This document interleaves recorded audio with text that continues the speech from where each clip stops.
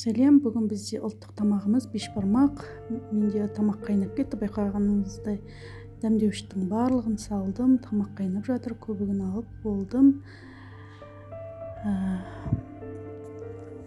Уже етім 2 сағат қайнады, піскесін түсіріп алып, уже нан салып жатырмын. Нан салып осылай қайнатып аламыз. Бір 10 минуттай дайын жайма менде.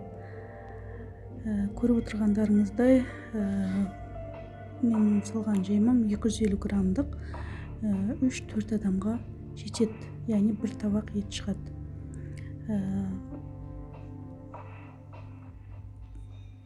Өте дәмді шықты.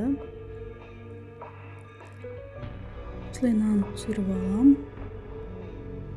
Мана түсіріп алған етімді турап бетіне саламын. Бұл жерде менде ет, былай айтқанда, барлық төрттіліктің еті бар. Байқасаңыздар, жас қойдың еті бар, қыстан қалған шұжық, қазы бар.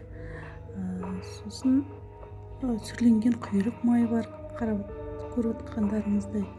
Және картоп, сәбіз. Сәбіз дәмін, ерекше дәмін береді. Сосын тұздықты мен сары маймен дайындаймын бұл жерде. Ерекше дәм береді.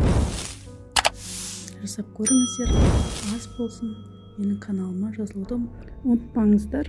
Лайк, комментарий қалдырыңыздар.